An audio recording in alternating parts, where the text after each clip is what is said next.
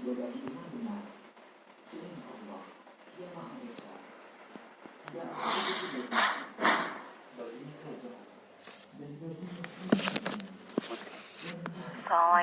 warahmatullahi wabarakatuh. Waalaikumsalam warahmatullahi wabarakatuh. Barakallahu fiik Ustaz.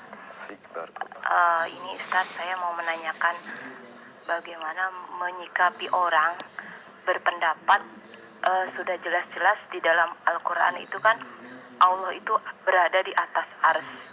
Tapi orang ini sudah mengatasnamakan Ustadz besar. Dia itu membantah bahwa Allah tidak membutuhkan tempat, jadi Allah itu tidak mungkin di atas arsy. Jadi gimana untuk menyikapi orang seperti itu? Padahal udah jelas-jelas sekali dalam Al-Quran seperti itu gitu.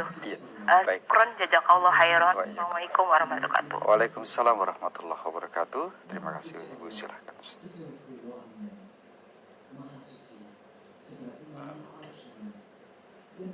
Ya, tentang masalah ini bukan baru, dari dulu para ulama membantah mereka. Artinya memang mereka ini sudah tahu nas Al-Quran, sudah tahu hadis, sudah tahu. Kemudian mereka pakai akalnya. Kalau kita katakan Allah itu di atas, kata mereka, kata akalnya yang sesat. Kalau gitu Allah butuh tempat. Kalimat Allah butuh tempat itu perkataan siapa? Nabi, perkataan sahabat, atau perkataan dia? Perkataan dia yang sesat. Ini perkataan yang sesat. Mengatakan Allah butuh tempat dari mana? Sekarang Allah mengatakan Allah di atas arsy. Sudah. Allah yang mengatakan Allah di atas arsy. Kita wajib menetapkan apa yang Allah tetapkan dalam Al-Quran. Dan kita wajib menetapkan apa yang ditetapkan oleh Rasulullah SAW. Wajib ditetapkan. Nggak boleh kita mengingkari. Ini pembahasan udah berulang-ulang nih. Ya. Di dalam syarah akidah. Maka saya mukadimah tentang syarah akidah banyak ini pembahasannya. Udah 10 kali saya ulang masa ini. Karena penting. Karena banyak orang nanti terkena syubhat dari akalnya yang picik itu. Mengatakan Allah butuh tempat, itu kan perkataan dia. Sekarang yang mengatakan Allah di atas arsy, siapa yang mengatakan? Allah. Wajib kita dengar perkataan orang, ulama, kiai, atau Allah yang kita dengar? Allah. Allah mengatakan Ar-Rahmanu 'alal arsy istawa. Allah bersemayam di atas arsy. Allah yang mengatakan. Innas Al-Quran, ada 7 ayat dalam Al-Quran mengatakan Allah istiwa di atas arsy. Kita wajib menetapkan apa yang Allah tetapkan. Ketika dia mengingkari penetapan Allah, ini orang durhaka atau tidak? Durhaka. Menolak Al-Quran, tidak punya adab kepada Allah. Tidak punya adab. Tidak memuliakan Allah. Wa ma qadarullah qadri. Mereka tidak memuliakan Allah dengan sepenuh pengagungan. Allah mengatakan demikian. Yang kita baca setiap hari, Allah menjelaskan bahwa Allah di atas. Sabbihisma rabbikal a'la. Sucikanlah Allah yang maha tinggi. Ketika dia sujud, dia baca subhana rabbiyal a'la. Maha suci Allah maha tinggi. Maha tinggi. Berarti Allah di atas. Di mana? Di arsy. Karena Allah yang menetapkan Allah di arsy siapa? Allah. Ar-Rahman Allah istiwa. Kita wajib menetapkan. Gak boleh kita mengingkari. Tidak boleh sama sekali. Bisa kufur. Gak boleh mentakwilkan. Oh maksudnya begini. Gak boleh.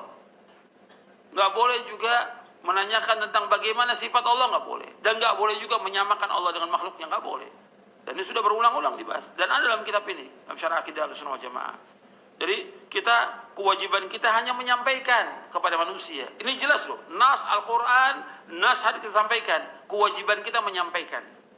Adapun masalah hidayah orang itu terima atau tidak, siapa? Hak Allah mutlak. Hak Allah. Allah yang menunjuki siapa yang Allah kehendaki, Allah menyesatkan siapa yang Allah kehendaki. Atau Allah menyesatkan siapa yang Allah kehendaki dan Allah menunjuki siapa yang Allah kehendaki. Sudah jelas. Kita nggak bisa maksa orang. Kenapa kok kiai, ustadz, ulama begitu? Ya hidayah tangan Allah. Ayat yang paling banyak dalam Al-Quran menjelaskan tentang Allah itu Ali maha tinggi. Paling banyak ratusan ayat dalam Al-Quran. Bahkan tiap hari yang kita baca ayat kursi. Di akhir ayat kursi apa? Wahwal aliyul azim. Allah itu maha tinggi dan maha besar. Maha tinggi. Di mana? Di arsy Allah menetapkan. Tapi karena memang kalau orang itu sudah menyimpang, sesat, dia terus dibiarkan sama Allah. Falamma zaghu azaghallahu qulubahum. Tatkala mereka sudah menyimpang, sudah jelas dalil menyimpang, sesat, Allah sesatkan hati mereka. Kalau sudah sesat, nggak ada yang bisa menunjuki. Meskipun kita berusaha. Kita ambil contoh lagi. Ini masalah hidayah, masalah besar ini. Ya, di tangan Allah masalah hidayah. Ketika Allah menyebutkan tentang para anbiya wa rusul alaihi wassalatu wassalam, mendakwakan dakwah tauhid, semua nabi, semua rasul. Allah berfirman dalam surah An-Nahl, surah 16 ayat 36. Wa laqad ba'atsna fi kulli ummatin rasulan an i'budullaha wajtanibut taghut. Faminhum man hadallahu wa minhum man haqqat 'alaihi ad-dhalalah. Fasiru fil ardi fanzuru kaifa kana akibatul mukadzibin. Sungguh kami utus pada setiap kaum seorang rasul. Setiap umat seorang rasul. Berarti setiap umat ada rasulnya. Semua rasul itu dakwanya ani'budullah, hendaklah beribadah kepada Allah. Wajtanibu taghut, jauhkan taghut. Kata Allah, di antara mereka ada yang dapat hidayah, di antara mereka ada yang tetap dalam kesesatan. Artinya seandainya sekarang nih kita dakwah nih siang dan malam menjelaskan tauhid, tetap ada yang menerima, tetap juga ada yang menolak. Sampai Allah menyebutkan itu di ayat 36 di surah An-Nahl. Di ayat 37 Allah mengatakan in tahris ala hudahum fa innallaha la yahdi may yudhil. Seandainya kamu berkeinginan keras untuk menunjuki mereka, Allah enggak akan menunjuki orang yang sesat, kata Allah. Jadi hidayah di tangan siapa? Tangan Allah. Jadi kita jangan memaksakan orang dalam menyampaikan kebenaran ini. Kewajiban kita menyampaikan. Adapun hidayah di tangan siapa? Tangan Allah. Jadi kalau tadi disebutkan ini seorang kiai, seorang tokoh, seorang imam yang lebih dahulu dari mereka, yang lebih alim dari mereka sudah banyak terdahulu sesat. Sudah banyak terdahulu sesat. Firqah yang sesat itu orang biasa bukan tokohnya atau orang ulama. Ulama, tokoh-tokoh firqah yang sesat. Sesat mereka. Seperti yang dikatakan oleh para imam Ahlussunnah tentang mereka dalam kitab-kitabnya. Dan yang dibahas oleh para ulama tentang firqah yang sesat bukan satu kitab, ratusan kitab yang dibahas. Jadi kewajiban kita hanya menyampaikan.